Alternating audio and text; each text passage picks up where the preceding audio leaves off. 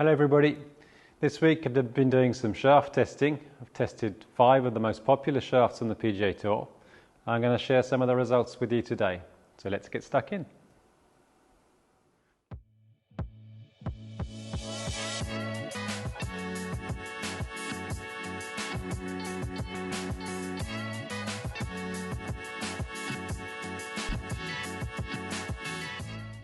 So here's all the specifications of the 5 shafts I used. These are basically the shafts the most used on the PGA Tour at this time, sort of mid 2023.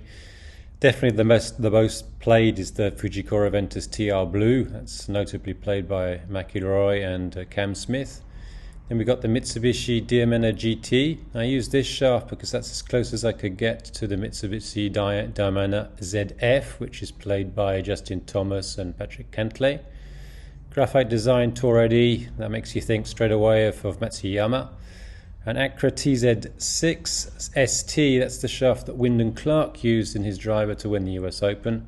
And TPT Nitro 16 low, that's the one Jason Day's using, not that exact profile, but that's the shaft he's been using in a prototype shaft. So as far as weight is concerned, slightly well, the lightest one was the Mitsubishi one, the heaviest one being the Accra.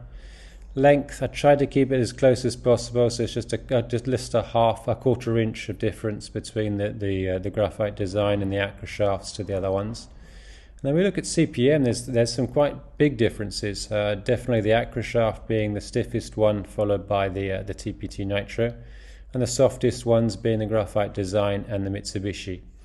I used the Titleist TSR3 head at 9 degrees with all of these, and then just look what's actually written on the shaft. So the 6S was written on the Ventus Blue, 60S on the Diamana, 6S yet again on the Graphic Design, 65 M4. M4 is stiff for Accra, and 16 low is TPT's way of explaining things. And then we look at torque. So some big differences here as well. So Mitsubishi, well, this shaft having the most torque at 3.8, and the Accra shaft having really very low torque at 2.5. The other one's pretty much floating around 3 degrees. So some big differences between shafts which are on paper supposed to be the same sort of profile.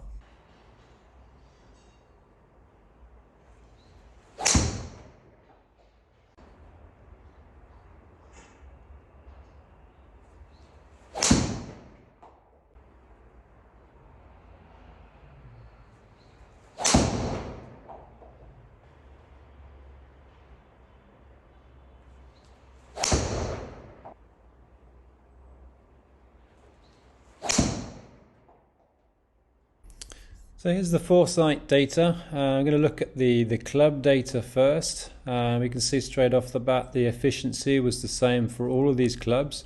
For those of you wondering why that is as low as 142, that's more to do with me than the shafts. That's just the dynamic loft. If you can see here, it's always a little bit too high. Generally speaking, you want to be somewhere around 17 to 18. So me having a little bit more dynamic loft creates a little bit less energy transfer into the ball, and that's why we're down at 142. But it was the same for every one of these shafts. Club head speed was pretty much the same here. Dynamic lie, very similar as well. Face angle, slightly more open with the Diamana shaft, just a little bit more torque here, so that a little harder to close that club face, so more open with the Diamana. Actually more closed with the lower torque shaft, the Accra. And actually, strangely enough, the Graphite Design one was the one I had the face the less open. Path was very close, and angle of attack was very close. Now if you look at impact point, actually pretty good with all of them, just a little bit lower down on the face with the Graphite Design for some reason, but the other ones all pretty much in the middle. So moving on to the bull data, you can see that it's very close together with all of these. There's less than 1 mile an hour of difference between all of the shafts with the bull speed. Launch angle, the highest one was actually the Ventus, and the lowest one was finally the Tour ID from Graphite Design. But I think that was more to do with face angle than anything else, just the face angle being slightly less open, just leaving slightly lower. The same thing was actually with the with the TZ6 from Accra. Spin, the lowest spin was actually from that TZ6 again, so low spin just being, I think, face angle more closed, less dynamic loft, so obviously less spin. The second one was actually the TP2 Nitro, and that was a higher flight with less spin, so that's why we had more distance here. So 244 carry and 267 total, so the TP2 Nitro was the one I hit the furthest. It was also one of the ones I hit the straightest. If you look at the dispersion here, that yellow sort of oval shape, that's the TPT.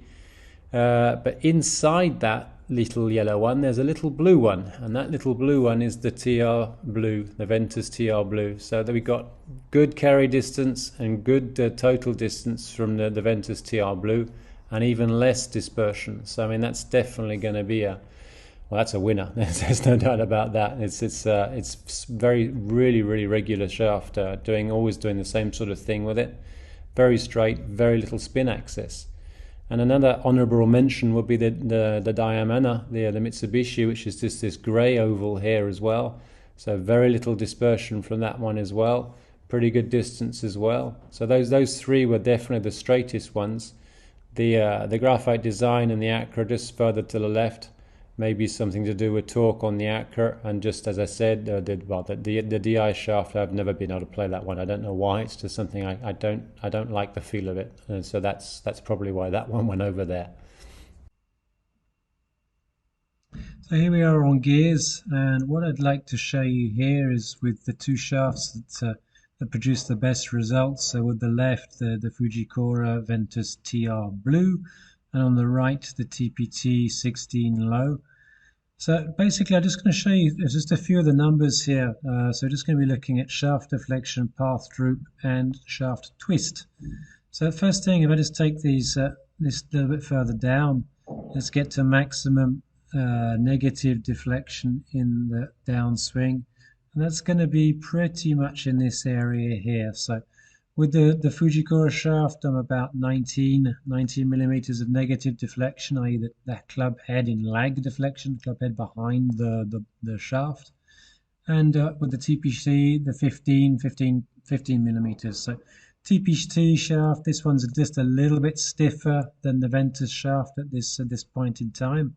If I actually take this down to impact, you're going to see this is going to be pretty much the case all the way. So into impact now, I've got 31 millimeters of positive deflection, i.e.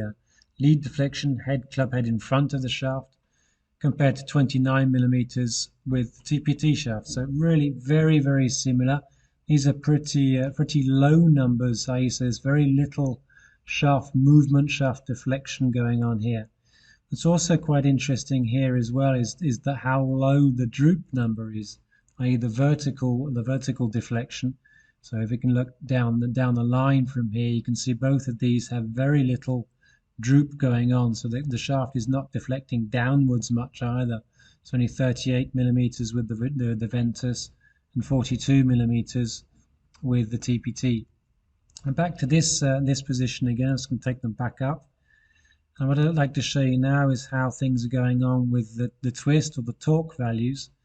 So the twist here with the Ventus is 1.72, so that shaft is twisting towards the target at this time.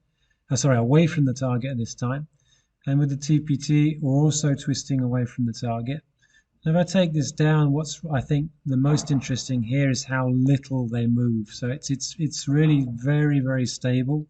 Take this into impact again. And we're pretty much going to be around the zero mark at impact. So 0.41 here with the Ventus and 0.23 with the TPT. So you can understand why the best players in the world are playing with this type of shaft. It's just taking away all of the variables. So I mean, there's very little twist, there's very little deflection, there's very little droop. So basically no surprises. This is probably not a shaft, or these shafts are not going to be looking at these if you wanted to hit the ball further or maybe generate more speed. But definitely if we were looking to reduce dispersion and have basically no surprises as far as the trajectory is concerned, that's definitely where I'd be looking to go. And just quickly, if I just click on here, you can see what's going on as far as impact point with both shafts very regular in the middle of the face. So taking all the variables away with better impact position and very little dispersion as far as droop, deflection or twist are concerned. So the takeaway here for me, I think the word I'd use is stability. With all of these shafts, they really do feel very stable while I'm swinging it. And when I look at the gears number, the gears data, that's the way it looks as well. The torque on all these shafts seems to be very, very tight. There's very little deflection, very little droop. So we're basically taking away all the things that could make the dispersion increase. However, feel is very different between all of them. I've never really felt great with that Graphite Design DI shaft. Don't know why. The specs are all very, very similar to the stuff I would play, but I've just never felt good with it. The Acra shaft was definitely stiffer and it felt stiffer. The lower torque felt as I had to produce a little bit more effort to move it. For some reason I was hitting that a little bit more to the left. As you know, with less torque it's easier to close the face. And that seems to be what happened to me with this one. And then we move on to the TPT, the Mitsubishi and the Fujikura shaft. Probably the best shaft, or the best feeling shaft in all of that was actually the Mitsubishi. Really felt great with that shaft. Very good dispersion, very little dispersion. Just a little bit shorter because a bit more spin, but it felt really good. The TPT was definitely the one I hit the furthest. It was actually very straight as well. Felt very stable. Looking at gears data, there was very little dispersion in all the numbers, all the three axes, i.e. deflection, droop and twist. So really very stable shaft. And then the Fujikura Ventus TR, you can understand why a lot of people are playing that shaft on tour. Really felt I couldn't do much wrong with it. All the impact points were very, very regular. So I mean, it's just stable. That's the only word I can really use to describe that shaft. You feel as though you can't do anything weird with it. So I hope you've enjoyed this video. I hope this maybe can help you choose or have a different opinion on some of the shafts. And I hope to see you soon for some more videos in the near future.